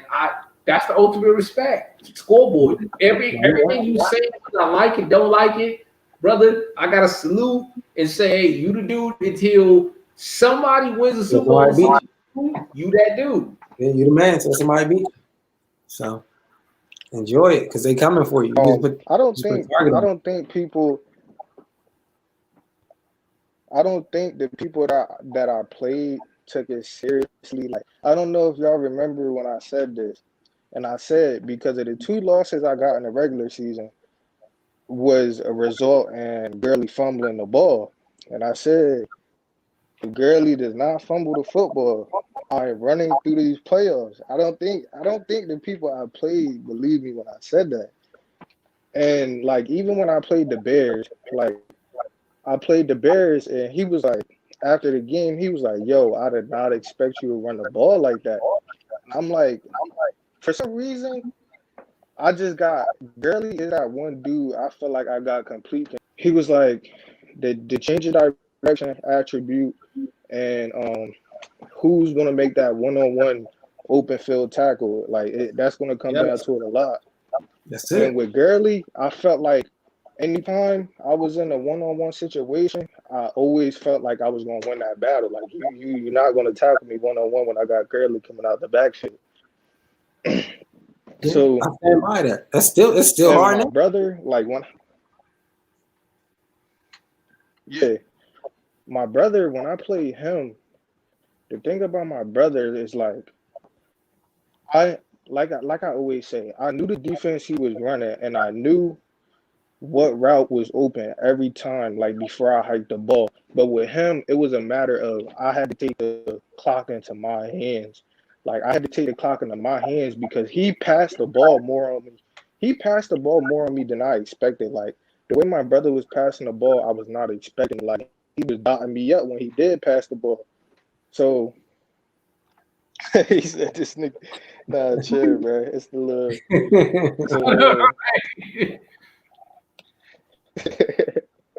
No, my brother would pass the ball though, and I'll be like, "Yo, I don't know how to like. I don't know when he's running. I don't know when he's passing. So when I got the ball, I'm just like, yo, I know it's going to be open, but I need to make another play besides what I know is going to be open because I don't want to score in like 2-3 plays like I usually do. So I just took the clock in my hands and it was history from there. Like I said, he did get hold at the end of the game, but you feel me? At the end of the day, I still got the Super Bowl under my name. Okay, so what's your thoughts for year 2? I mean, give us your year 2. Oh, year two. Listen, I got the toughest schedule this year. I don't know if y'all looked at my schedule. Oh, we looked at it. Shit, everybody looked at it. Yeah, you got what you wanted, right? Now this year you play all the top dogs, right? Now this year is gonna be a toughest all year. the top dogs. You play my division. Top dogs. So you play my division and you play AFC East plus your division plus Candyman plus Fear Tonight. Gracious, that shit is brutal. Nothing was the same. No, but listen, Nothing that's was what the I same. want. I want that though. Like I want that. That's what I want. Like I don't want to play. You feel me? The dudes that like skills. I'm looking forward to that game, and I'm mad that he canceled on me. I feel like he running from me. Man, I was so But looking forward like to watch I that can't tonight. wait to play the dude. I can't wait to play him. Yeah, I'm tired of his mouth. It's like, yo, you got 70 dropped on you in the playoff, and you still feel the need to run your mouth to me, dude. Yeah. Mhm. There it is. So let me ask you this, okay? Hot take. Does Jersey boy Don once again win the NFC South? Or do we have Kurt and Boone with a season under their belt saying, all right, here I come? Who wins that division? Take the division, 100%. It's not even a doubt in my mind that somebody else is going to take the division. It's like I just feel like I'm on a different level of ball this year. Like I feel confident with the team I got. Like I'm not going to let you feel me a Boone or a Kurt or a Bucks just take over that division. Like that's me. Like I said, I'm trying to go back to back. I see my schedule and I like what I see on my schedule. You know, it's not scaring me not one bit. I see the chat earlier, you made me laugh. I'm watching Boone and Bucks, and all of a sudden I see two eyeballs pop up, and I see JBD. Man, Bucks, I thought you said you was going to the. You said something to Bucks in the middle of the game, and I said, "Boy, Jersey boy God ain't playing. He's even watching these games." Oh yeah, and I was at work watching that game too. I shouldn't even been on my phone, but I was like, "Yo, this dude said he giving me a run for my money this year," and I'm like, "All right." Like I don't know if he seen what I said last year. He was like when I said how like when I play dudes like him, I take them lightly because you feel me. I try new things on guys like him. Like I don't really play how I would play like Cletus or Cletus, Candyman, a Skills, a Tick. Like I look at that as you feel me a game to try new stuff. Like if I feel like if I was to really play him for real, I don't take it serious. It's just talk from another hater. Okay. Set the tone, got your back. You just put out in the chat the youngster's gonna handle his business. Yeah, I told y'all, like, I told y'all, I'm taking over the league this year. I'm taking it over. Put it up there. Put it up there. Winning that first bowl, winning that first bowl, it was like I don't know how to explain it. It felt like, at least I know I can do it now. Like I always got there and fell short. Like it's like in my head, it's like I got that relief off my back because I know I can go in there and like Tick is a good opponent. I don't care what nobody say. Like, and it's a lot of dudes that can't beat Tick. Like you seen John the Bullet drop 70 on Skills and then went up against Tick and folded. But it's like he's a good opponent, and I still went in there and did my thing. Like I do have a good roster, but I still feel as though if I was on the opposing side of my team, it's a lot of things on my team that I could take advantage of if I was playing my team. Like my corners, like 75 overall corners. My safeties, I got good safeties, but they slow, like 88 speed.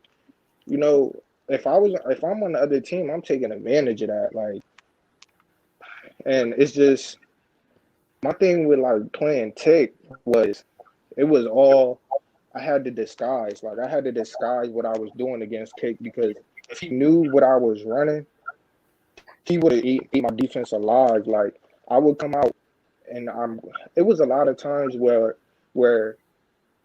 I'm quite sure he thought I was in zone, so he thought he would have more time to pass the ball than he did. But I always had like 2 or 3 dudes blitzing him, so he wasn't expecting it and ended up costing him a lot of times. Everything like I did when I played him was just really a disguise. You do have a sneaky good defense, and I've said that before. Remember it was like a owner's box, or maybe the one before that, where you talked about when me and you played, and I was beating you pretty soundly, but you came back and you asked me what happened, and I said it's because the way you described your defense kind of threw me to where it's like you presented one look, it made me do something different, and like your defense is sneaky good. I've always said that, and I'll stand by that. Man, I'll see you well, man. Yeah, it was like especially going up against like the Browns. I was confident. Like a lot of times he tried to, like I played him a lot of times, so he would go in the spread offense. He would have one dude on the left, like on a streak, one dude on a slant, and I always noticed that he would send Odell on a audible. And I got Deion Jones out there, so, and you know Deion Jones is fast as heck for a linebacker, 92, 93 speed. So I felt confident that my linebacker could always keep up with Odell, which he thought, like in my head, if I see a linebacker on Odell, I'm going to be like, oh yeah, he's going to take him any day of the week. And I feel like he didn't recognize that Deion Jones and the man has like 92 speed.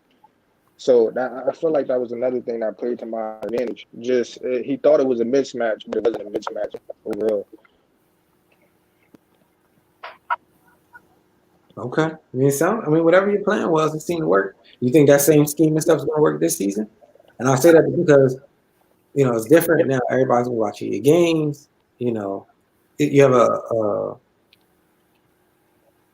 it's a different level of pressure now. Again, like this season, you get all the top guys, right? So even though you won year one, now you go through all the top guys this year. If your results aren't the same, how do you bounce back? Or if you do, what's your game plan attacking this year?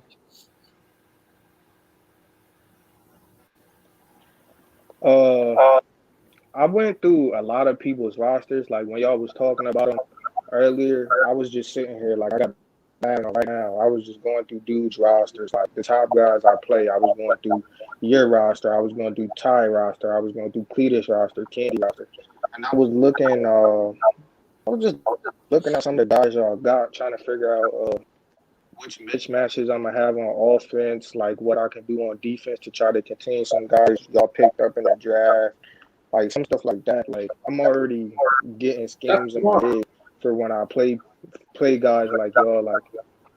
Like I was looking at Cletus roster, and he picked up some goons. He just picked up some goons. Like yeah, he got some goons on that team. But like you said though, like that dude, and the thing that made me shocked the most, I have the Jaguars in another league, and that same running back he picked up, that dude was a 68 overall. He just somehow got that man up to an 83 overall in one season. I'm telling you, yo, if he's able to develop them guys like how he did that running back, it might get dark for the league. I'm not gonna lie to you. That's one scary thing. That's what he does. A few different matters because he does. Straight up. That's what he does. That's what he does. So I mean, I see. I don't know what in the world that like it's a whole different Jets team. Oh, and then you got Ty week 13. No, I'll see you week 12. Ty, when do you play? I think it's either before my bye week, in the middle of the season, or right after.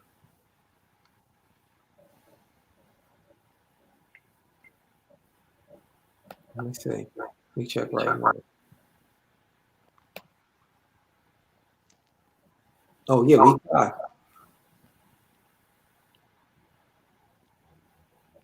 But I'm just laughing at what Don said because it's so true. And it's like, I've sat here many times and said, man, if I didn't know better, I think Cletus had some type of cheat in place. And no, before everybody says that he's not cheating. But I'm like, I don't get how this dude can develop dudes at like 2 or 3 times the speed of everybody else.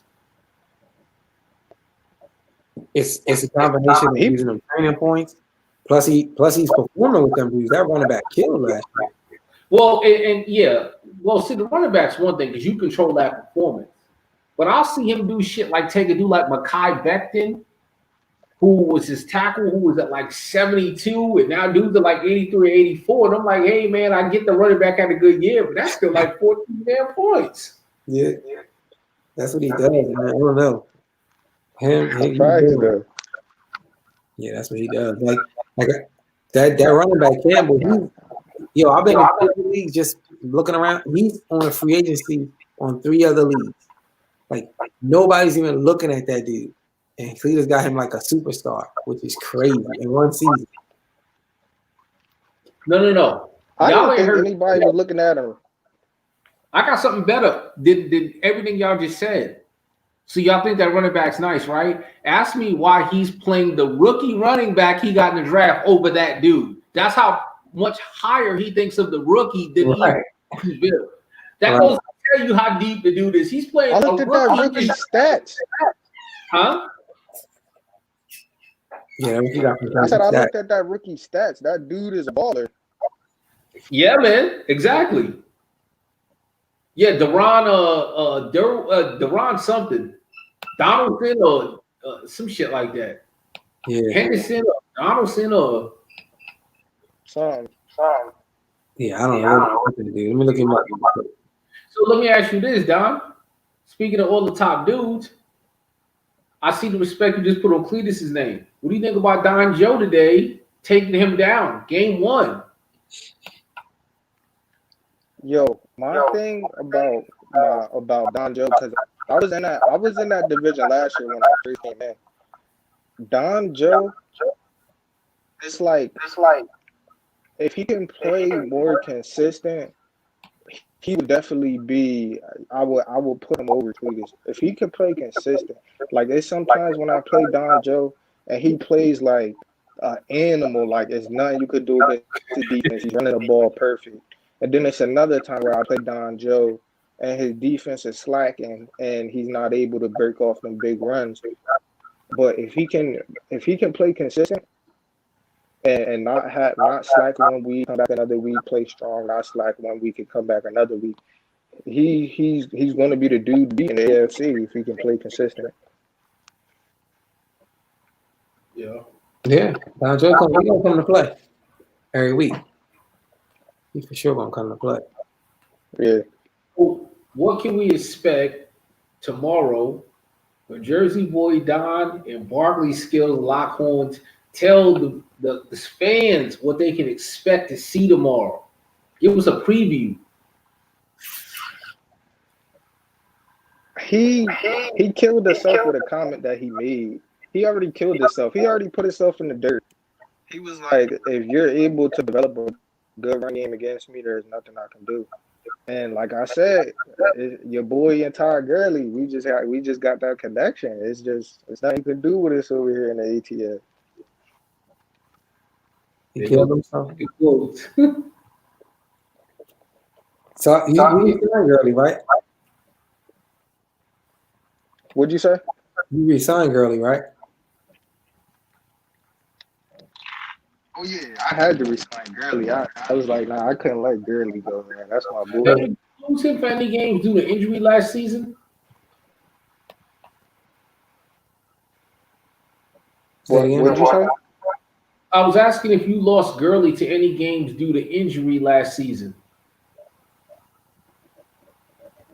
No, only person I lost to injury last season, which I don't think people realize because it would have been big if they realized it. I lost Deion Jones for 5 weeks. Nobody realized it though. And I lost my other linebacker. I think his name it starts with an O, like a Logan or something like that. The old walk. Two of my linebackers was out. I was playing with 68 overall linebackers, and nobody even realized it, which I'm glad nobody realized it. Because the thing, and I seen it when John the Bullet had Gurley, and I deal with it with Saquon, and Boone deals with it with McCaffrey. Love them dudes, but they're gonna go down at some point in time. So, yeah, they gonna get hurt. Gurley is going to get hurt. Only problem I had with Gurley was like I said, his fumbling issue. He had a fumbling issue for no reason out of nowhere. I didn't have any problem with him fumbling the ball all season. It was 2 games that I lost, which is why I lost 2 games. Okay. So let me ask you this. I know you was trying actively to shop Julio Jones and Matty Ice. Do you have contingency plans in the background in terms of a quarterback in the wings and a receiver? Well, receiver-wise, I know you got Calvin, so obviously he will be the factor number one, but do you have a contingency plan for Matty Ice?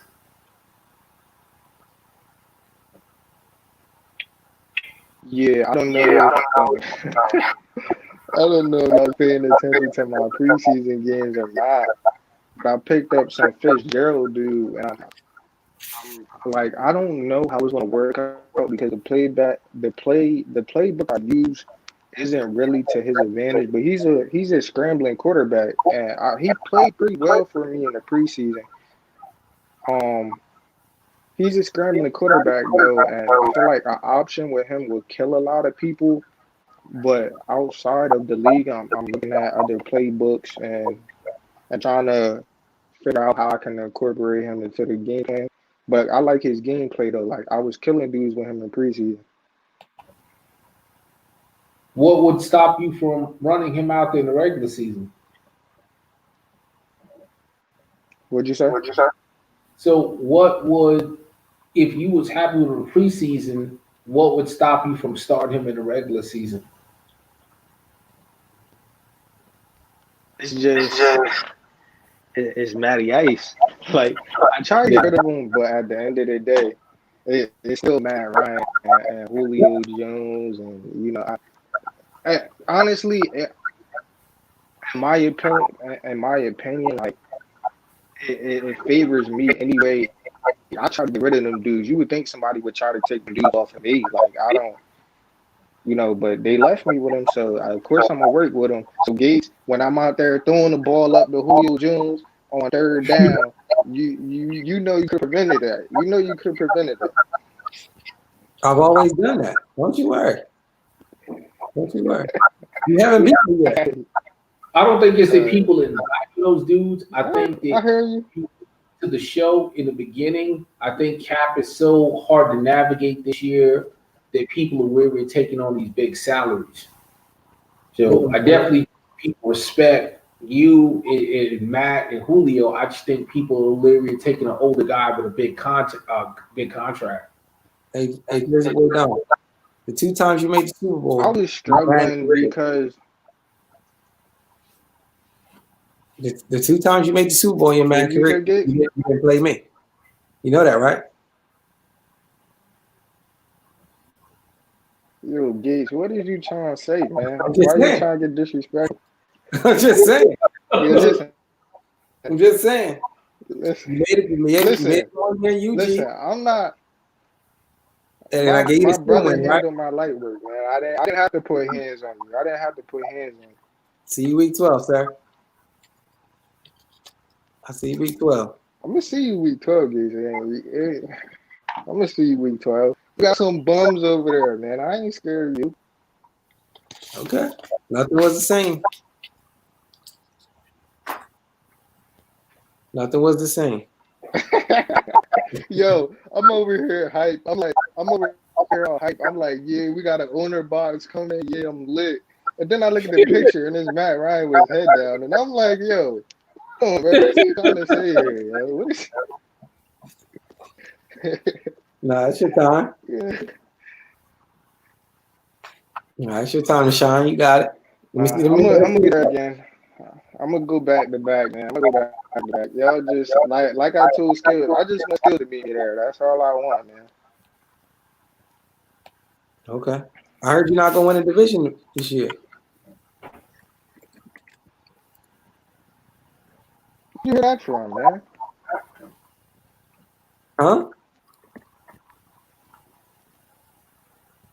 You said who that? I'm not going to win the division from this year. Boone and Kirk told me you're not gonna win the division this year. Boone know what's up. Boone, he can't mess with me. I'm on a different type of level from Boone. He know he got saved by the skin of his teeth. Kurt, I don't even see any potential in Kurt. It's like, you feel me? You good against them other cats. Like, don't get me wrong. You got it up against them, but when it comes to taking over the division and stopping me, it's just not happening. Now, the last time you were on Orange Box, you said the Boom beat you pretty bad.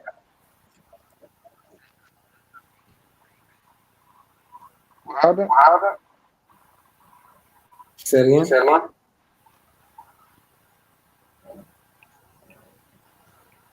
You said Skills was going to beat me pretty bad? No, I said the last time you was on the show, you had mentioned that about Boone and he beat you pretty bad. You said Boone beat me pretty bad? Yeah, he beat you convincingly. No. That game I played Boone, it messed me up. Like the time, all right, so Boone was going back on 10-10, you feel me? And then I think I fumbled and he got the ball back, and then I fumbled on the kick return, and then he got ball at half. Like everything just went in his favor that game. Like, but he still only won by 10 points. Yeah, that's what I'm not scared of Boone. That's only going to happen once in a blue moon. Like Madden not going to give you all those fumbles every game. Like I'm not even tripping off of Boone. I still look at him as an average player. Like I see Boone's name on my schedule and I just think of a W. Like it's not. Okay. Hey. I'm gonna say this. Hey. You know, just the way I have respect on your name, Don, I got respect on Boone's name. I can't. I think with him having a solid off season, getting some good draft picks in there and building that squad, I can't never just say that Boone's ever just going to be a W for anybody. Like I think if you have that mindset, like you might get surprised. It's like, don't get me wrong. I'm not saying none of these guys isn't good. Like I'm not saying like every person is good in their own way. It's like I just feel like when it comes to playmaking this year and strategizing, that I got more the advantage. Like I feel like Boone played me twice and I played Boone twice. Now when we play next game, it's up to what we seen the last two times we played to take advantage of what we seen and their weaknesses and stuff. And I just feel like when it comes to strategizing, I always will have the better game plan. Okay. That will be seen. It's gonna be an interesting year, man. I'm looking forward to it. All I'm gonna say, I'm gonna told y'all like listen. I'm gonna told y'all like I told y'all last year. I ain't gonna keep doing too much talking on y'all cats, man. Y'all just gonna have to tune in and watch, man. Y'all watch me win that Super Bowl last year. It's as simple as that. Okay, so I guess this week one, you playing skills. I guess to set the tone for the season. Oh yeah, I can't wait for that matchup. He running. I go about it differently than Don, but you know what? I don't care how I go about it. The results speak. I respect what that man did, and I respect he did it the hard way. Yeah, he did. He put the target on his back. He set up that dude. It's like back in the day, Gates, how we always talk about everybody knew Jordan would get the ball in the fourth quarter, but you couldn't stop it. So you gotta respect that shit. Yeah. Like I give him props. Until you're dethroned, you can talk that shit. Yeah. And I'm gonna keep talking it, bro, because it's nothing nobody can say to me right now. I'm the champ. I'm the champ. And even if I do lose in the regular season, I'm still the champ. I'm going to be in the playoffs regardless. You're going to have to see me in the playoffs. It don't matter what you do in the regular season, you're going to have to see me in the playoffs. And you feel me? One game can wipe everything away. Like, it's just... Yeah, no, I took what you say, Gates. One play at a time. Yeah, one play at a time. Only 4 games matter, man. Yeah. And One that's play why at a time, and that's how I play ball. that's why I would say nothing negative. Like that man earned. I keep it real. That man earned the right to do and say what he wants to say until somebody proves otherwise. Yeah. Period. Yeah. Okay. Well, Jersey boy Doc, man. We just get Simple right as to that, it. man. Get out of here. Who you putting on to get it together, listen?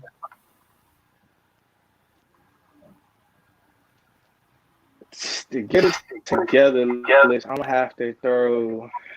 I have to throw Dre on there. I'm gonna have to throw Dre on there. Dre, Dre made me so mad. Like y'all don't understand. Like I wanted to text him personally and be like, bro, what are you thinking? Like he had, the man was down 21 points. He caught 3 pick sixes, came back, and it was tied 35-35. He stopped Dre when he played the Bears in the playoff. He stopped the Bears again and it got him to like it was like third and a big number. Like it was third and like 18 or something. This dude, and what I would do, I would just, you feel me, go in the deep zone and back some guys up. This dude, like, and the Bears, he got some nice receivers over there. He like switched his play right before the hike to like a blitz, and then the Bears got the 30-18 and won the game. I'm like, bruh, you can't make mistakes like that. Like you could have, and the Bears were hyped, so I wanted to see him lose. I'm like, yo, they hyped this guy up. Like, I don't see the hype, man. Like, so yeah, Jerry's on my get it together list. I'm putting myself on the get it together list. I don't even care what anybody else is doing this season. I'm gonna go ahead and do my thing. See me on the field. I'm in that mode, man. Just see me on the field. I don't even want to hear nothing. I'm on the list. I put myself. I don't want to see you not make the playoffs, man. I don't want to see you not make the playoffs. It's all good. Yo, even I had to make the playoffs, bro. My team was still terrible. I don't think we could have made it a 2-goal run anyway. You know, if it ain't bowl, it's a bust. If it ain't a bowl, it's a bust. That's how I look at it. Nobody remembers number 2. Yeah, you're right. That's why I'm calling the mess out of skills, dropping 82 touchdowns, looking like me with Kirk Cousins in my prime, dropping 82 touchdowns and 8,000 something yards, and then you go in the playoffs and lose 70-25, man. Come on, kid. What's up with you, man? Come on, man. You can't do that, man. You can't go out like that. ESPN, come on, man. Yeah, I mean, it's matchups, man. John Bullock always gave skills a tough matchup, though. Since they've been matching up. Yeah. He said he was going dog skills too, and I was just like, damn, all right. Yeah, he's always been a tough matchup for him. As skills has been a tough matchup for you. You said skills always been a tough matchup for me? Yeah. Yo, listen. Yo, stop. Yo, don't mention me and skills in the same conversation. He don't even belong in the same conversation. You're right. You got to feel bold. Yep. He's Charles Barkley. Don't mention me and skills in the same conversation, man. You're right. Until we get a Super Bowl, I can't do it. You're right. You earned it. Until he gets a Super Bowl, I can't. That's disrespectful to me. That's disrespectful to me, y'all. I don't like that type of talk. Okay. Ty, anybody want to get it together list? No, I'm different from both of you guys. It's season 2, game 1. Ain't nobody a chance to fuck up to get it together. Let's give it a breather. Let people breathe. Let's let people see what they can do. Nobody is on the get it together list. Everybody's got a fresh slate, a clean opportunity. Let's see what you can do. See me, like you say, see me. No. I got one more dude too. I would like to put Najee on the get it together list because he cried about him having He cried about him having 3 forced losses or something like that. When bro, like 3 forced losses is only 3 losses, my guy. Like, what's up with the other like 13 games that you gotta play? Are you using 3 forced losses as an excuse? No, it knows a fair, and I hear you. But for me, we're talking about a lot of stuff that happened last season. Yeah. The season kicked off today. Everybody's got a clean slate. Yeah. So for me, I can't put nobody on the list, man. Everybody deserves a shot, a chance, an opportunity. Yeah. Nobody's on the list just yet. Yeah. All right. Well, it's been 2 hours. Last play of the game. Champ, you want to go ahead and take us out of here with the last play of the game?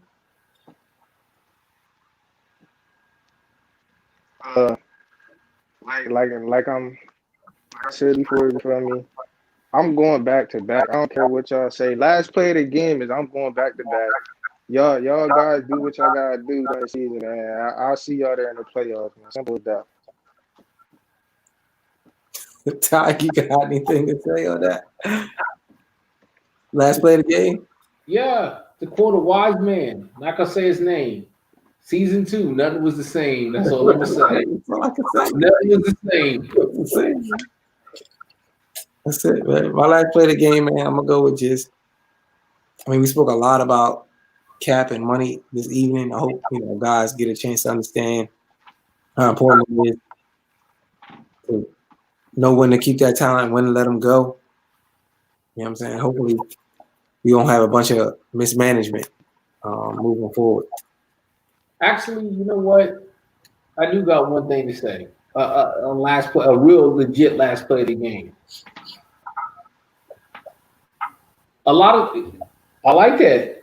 I'm surprised because I know you're a big Cena fan, Don. I'm supposed you got the spin on that shit. Me, you got to talk anyway. Yeah, that's my boy. Because Mo told me you think Cena's the greatest of all time, so we got to talk about some other shit another time about that anyway. Yeah, yo. Cena. Oh, nah, that's my dog. Yo, Cena, No, man, ain't nobody better than Cena, bro. I don't look at Cena.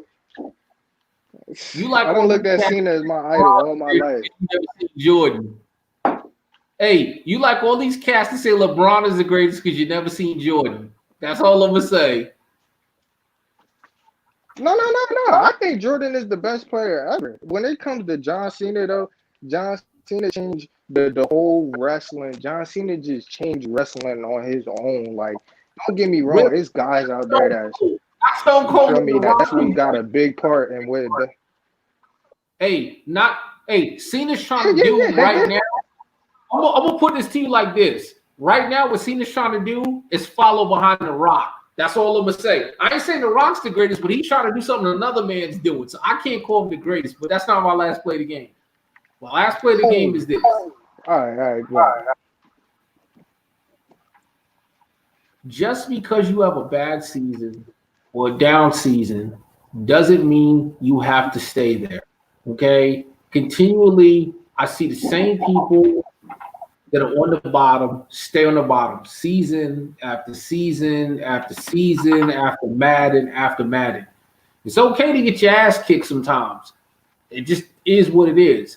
But if you're not using those opportunities to build your schemes, to lab, to practice, to build your roster, to make trades, to draft high when you got these draft picks, and you continually just keep staying where you're at, those are the people that need to stay on the get it together list. And those are the people that it's like, come on, man. I guarantee you I'm not going to have the same season this season I had last season. That's my last play of the game. I guarantee that. I guarantee that shit. I'm already right now, I'm already 1-0. I didn't get my first win last season to I don't know how many games in. That's all I'm saying. If I can do it, you can do it. I'll see you week 12, Cam.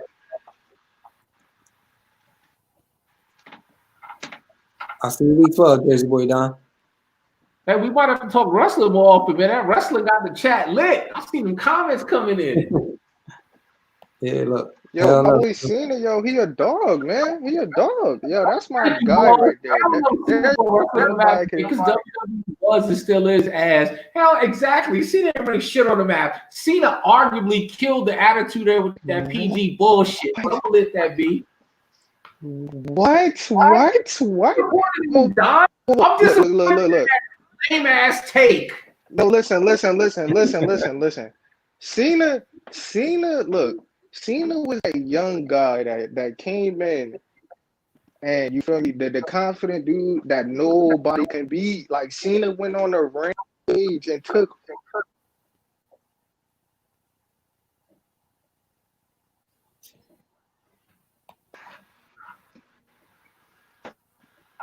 I started lagging and shit. Yeah. You did, but you know what's funny? I love how you said Cena came and took shit. Cena didn't take shit. Remember, I love wrestling, but it's scripted. Cena was giving shit. He didn't take shit. Don't act like he came in there and everybody was fighting their guts out and he just kicked everybody's ass. He was scripted to be the dude to carry the torch. That dude's wrestling, actual technical wrestling skill set is suspect. His moves, look, the 5-knuckle shuffle is trash. You can't see me is trash. I'm not against Cena. I like Cena, but you cannot put that dude even in the top 5 of the best of all time, let alone the best. Come on, man. We lost. Had a good time. You got your point off, Ty. I didn't watch wrestling in a minute, but yeah, what he did has already been done, man. Exactly. Yeah. Yeah. So, all right, let me get on out here. It's almost 1 a.m. Yeah, man. Let's wrap it up because I ain't eat dinner yet. It's damn near 10. Right. All right, man. I'll see you for the next one. See you, Gates. All right. All right.